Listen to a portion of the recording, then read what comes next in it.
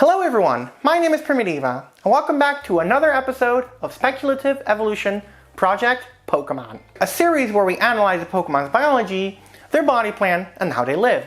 Now with that information, we basically grab an animal and let it take a hypothetical path in where it would evolve into something that matches a Pokemon as closely as possible. One important thing to remember though is that Pokemon are magical creatures.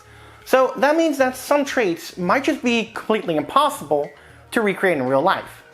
But so far we've covered the Venusaur line and the Charizard line. So if you haven't checked out those episodes yet, what are you doing? Go check them out, they're great. But today I'm going to be ending this little Cantonian trilogy, I suppose, with Squirtle, Wartortle, and Blastoise. So with that being said, let's Aquajet right into this episode. So we know that the Venusaur and Charizard line have multiple inspirations clearly shown in their designs. However, with the Blastoise line, they're just turtles, right?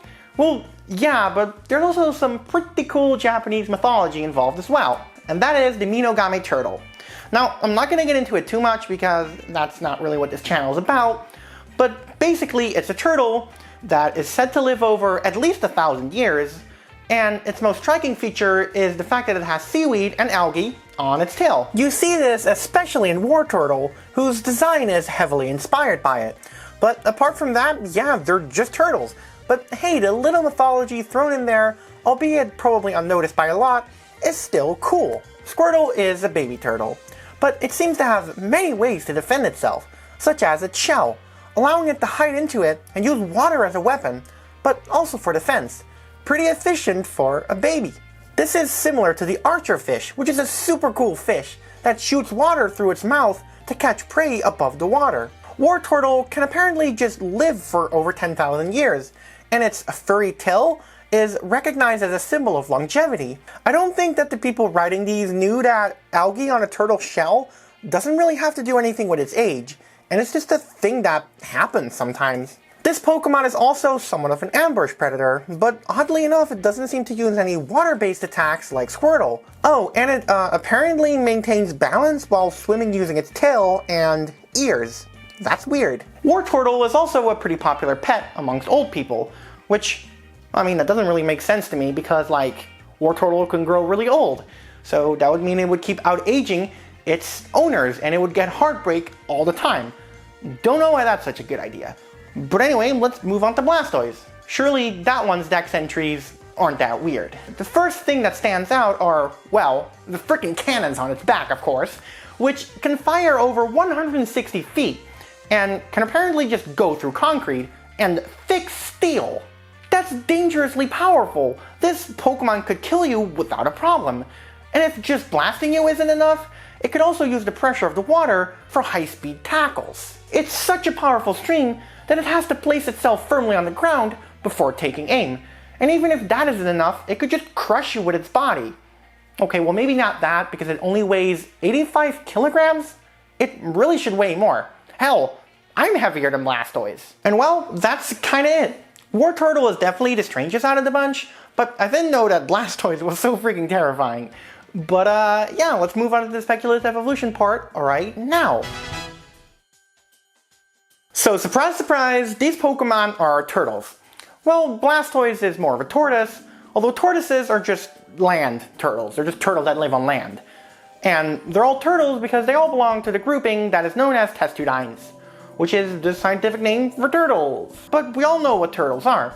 They're still around, unlike the ancestors I used for Venusaur and Charizard. These rather ancient reptiles have been around for a while, since the late Triassic, and their biology surely is a unique thing, with their bony shell being developed from parts of their ribs, pelvis, and spine to function as a shield. It's covered with scutes, made of keratin. Scutes are bony external plates covered with horn. These are found in, of course, turtles, but also the skin of crocodilians and the feet of birds, and serve the same function as scales found in other reptiles. Turtle shells are just really interesting, and they can even feel pain from it. These animals are ectotherms, also known as cold-blooded. They lay eggs and have lungs. However, the leatherback sea turtle has a temperature that is noticeably higher than the water it's around. Scientists aren't exactly sure where turtles belong. Some suggest slightly more related to squamates, also known as lizards, than to archosaurs. and some even say that they are archosaurs. Or that they're a sister group to Lepidosauria, which itself is also a sister group to Archosauria, or that they're a sister group to Archosauria itself. They even named the proposed clade in 2014 called Archelosauria to unite turtles and archosaurs together. It's definitely a confusing mess. I kind of always assumed that they knew what was up, but apparently that's not the case.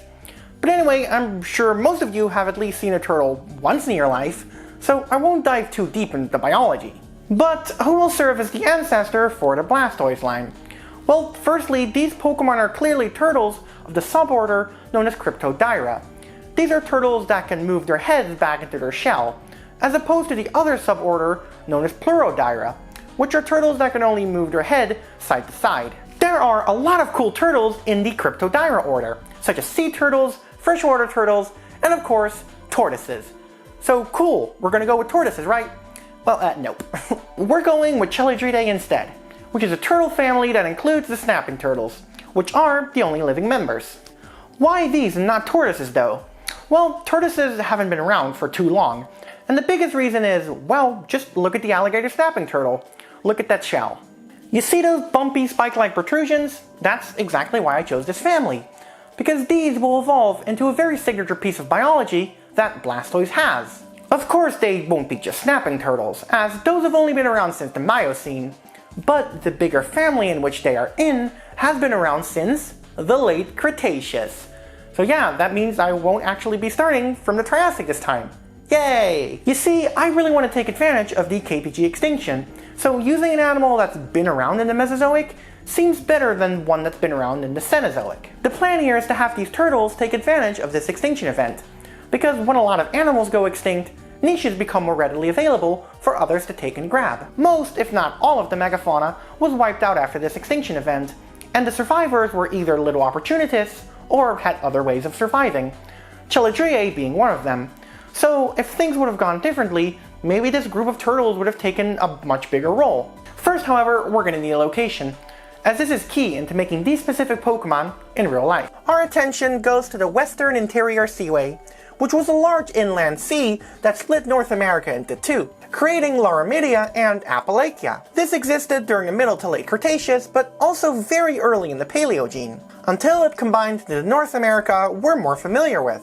So we're going to have to work with the time frame where it still was apart but slowly combining, as this would likely cause a lot of islands to appear as well. I'm not entirely sure which island specifically we're going to put our animal on, since not a lot of information is available on other islands, but they are there. Why islands though? Well, just look at Blastoise. It's got cannons on its back, it's blue, and it's bipedal. A blue color will be kind of tricky, but I have some ideas. But it gets really hard when you get to bipedalism though, since no turtles are truly bipedal. Oh, and before I forget, there's also the oddly mammalian-shaped ears on the top of its head. I don't know why Game Freak decided to give yet another animal that's clearly not a mammal mammalian-like ears. But whether I like it or not, I'm gonna have to work with it.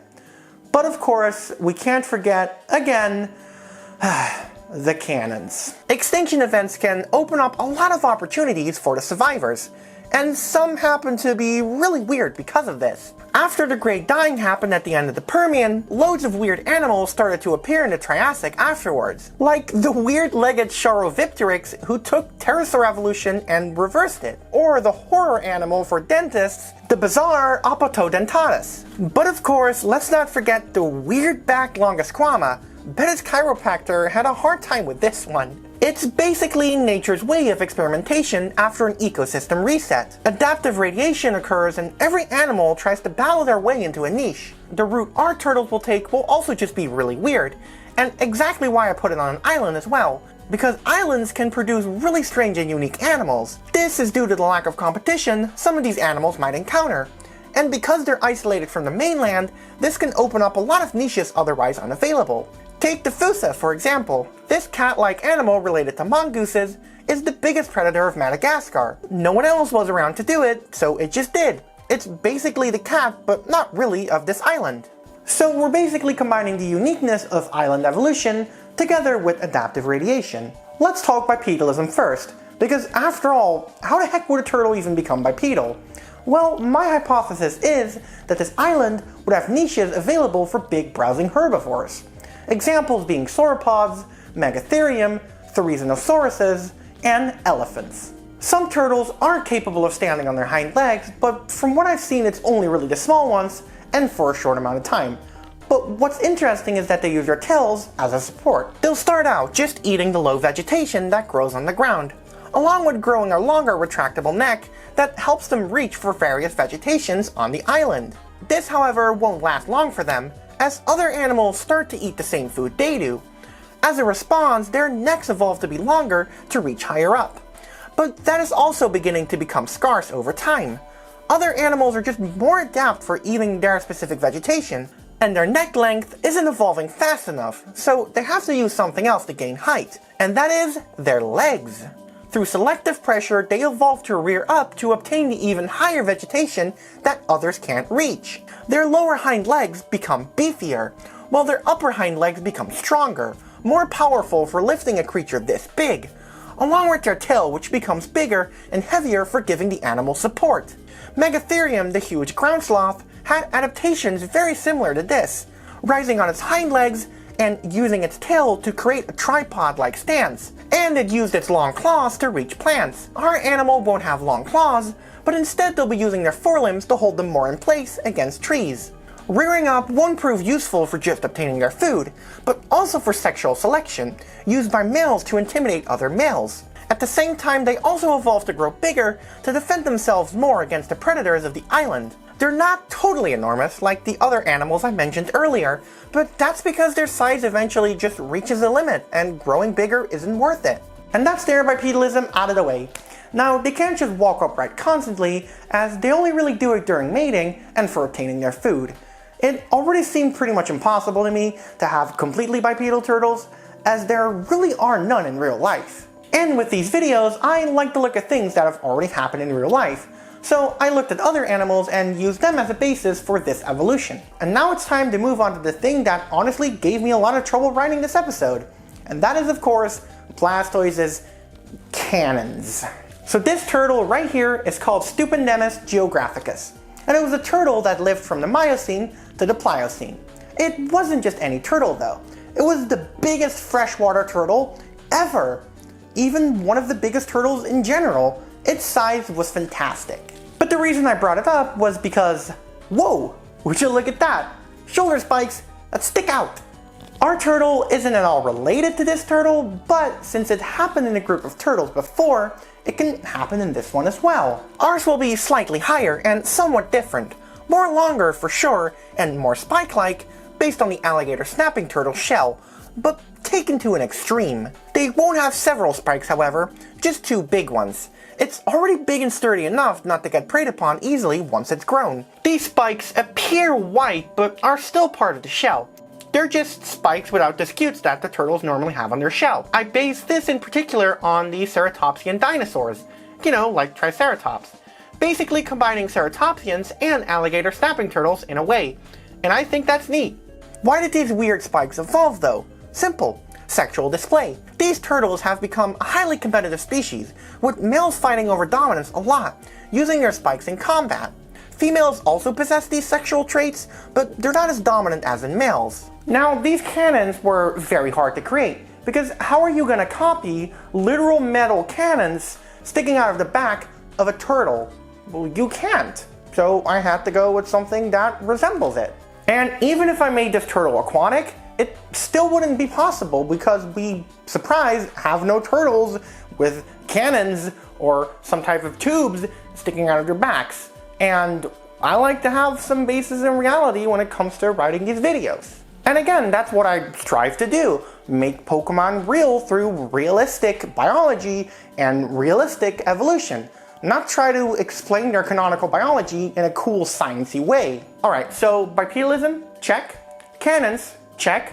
What about the ears and the color? Color is not as hard as you might think, as it's often also used in sexual display. Yeah, these animals will be pretty dang sexy.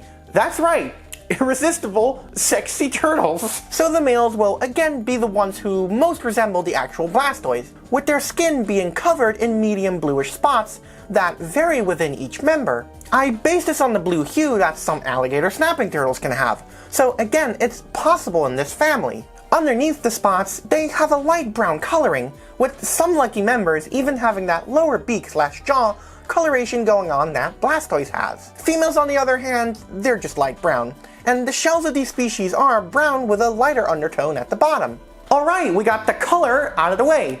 What about the ears, though? We're going into even more specific evolution here, but we're on an island after a mass extinction. It's definitely in the realm of possibility. The idea? Bony growths that they develop on the side of their head that slightly resemble ears. This is yet another result of sexual selection. So these turtles will use these growths in some pretty vicious headbutting fights. Females also have them, but smaller. Since no animal on the island is even a threat to them when they're grown, they're able to evolve these ridiculous features for sexual display and selection. This stuff can get pretty wild in other animals. You have the peacock spider where males can move their entire abdomen and do a little dance with a lot of pretty colors. Male moose have enormous antlers which they use to fight with, and male mandrills are one of the few mammal species out there that actually have a lot of vibrant colors, showing up in their faces and their butts. And then of course there are the birds.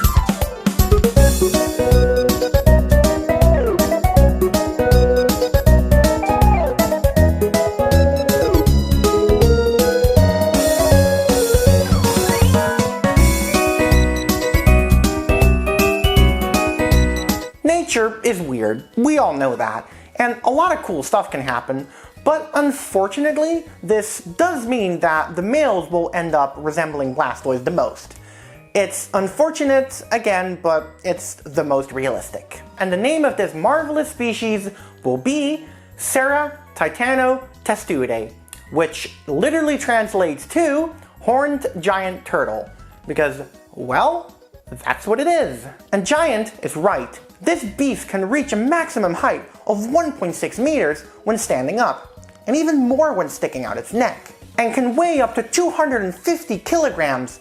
Now, the males are usually larger and heavier, but still, no animal in their right mind would mess with these turtles. Seriously, their defense and power make them practically unbeatable. And now, through specialized evolution that took place on an island after a mass extinction, no less, a group of turtles was able to dominate an ecosystem of an island in South America, resulting in basically a real-life Blastoise. Again, it was kind of hard to figure out which path I exactly wanted to take, and how I could make those really weird features work out in real life, but I think I did a pretty good job.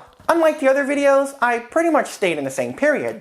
This is because the evolution that was happening took place right away, and I didn't have to spend a whole lot of time figuring out how to actually get to that point.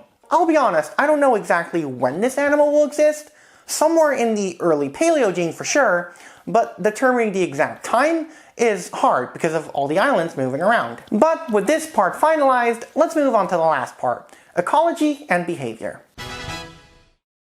So now that Blastoise has been made real, it's time for Squirtle and Wartortle as well. Although, how we're going to get there is through, well, a lot of aggressiveness.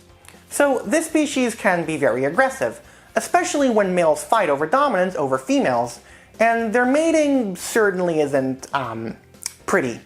These fights are initiated when a male stands on its hind legs and stretches out its neck as far as it can. Smaller males do tend to back out of the battle before it even begins, but other ones can get seriously hurt. Headbutting with their growths is regularly used as offense, but so is trying to poke the other with their shoulder horns. Honestly, whoever ends up being the most damaged loses, and those who do lose, they're not in a fun situation. They could have teared up horns, marks, and even scars for life. When they mate doesn't really matter, because the island's climate is rather warm, but when they do, a female can lay up to 10 eggs at a time, which she then buries in a hole in the sand and proceeds to spray her, scent over it. Unlike Morticiatherium and Flamus crinus, these animals aren't good parents. The mother just leaves after burying the eggs, which hatch after about 5 months. These babies will resemble Squirtle, as they're just tiny turtles really, but despite their cuteness, some might not survive because this is their most dangerous time. They're forced to dig out of the hole and search for food pretty much instantly. The young stay like this for a while, and they mainly survive by eating the scraps the big turtles don't eat and whatever vegetation they can find. They can't stand on their hind legs to feed yet, and unfortunately a lot don't survive it past the first period of their life, and this continues for about 4 years. Growth is pretty continuous, so there's a lot of phases in between, but at around age 4, they do start to resemble War Turtle, or at least a smaller Blastoise, and they actually learn how to get up on their hind legs and start browsing, and are relatively safe from predators, and they start to grow their ears. This growth just slowly continues until they reach sexual maturity at around age 16, and look like Blastoise. They then pretty much spend the rest of their lives just peacefully eating the vegetation off the trees. They don't really have any natural predators, nor do they have any competition. Well, unless they're male, of course. And, well, the cycle repeats, more babies are made, they eat the vegetation and live, and, well, that's about it. Their fighting can get pretty intense, but apart from that, they don't really have, I guess, an interesting social or life just in general. They're just big herbivorous turtles eating off trees all day. Of course, now the question is, will their reign continue once the island moves back to the mainland? Or will they end up being too specialized and die out because of it? I'll let you all decide. And just like Mortesia Therium and Flamus Crinus, Sarah Titanotestude will also live in the Alpha timeline. So all of my 3 little Kanto starters will all just live in the same timeline, and I think that's dope. Well everyone, I hope you enjoyed how I made Blastoise in real life. Please let me know your thoughts and opinions in the comment section down below. And what Pokemon I'm gonna do next, well, that's up to you. So comment down below which one you'd like me to cover next. And then those on Patreon, which is only $1 a month, can vote on which one it'll actually end up being. You only have 1 week, so choose and choose wisely. But I will let you all know that I mostly have ideas about Generation 1 Pokemon, as those are the most popular ones after all. And a big thank you to Dylan Baja, who again created this amazing art. And I also want to give a thank you to my friend Zach, who I met through the Charizard video. He helped me with my ideas, and honestly, I couldn't be happier. Anyway, be sure to hit that like button, comment down below, because the YouTube algorithm really likes that stuff. And of course, subscribe for more. Oh, and follow my Twitter too. It's pretty cool. And with that being said, I hope y'all have a good day, night, or morning, and as always, take care!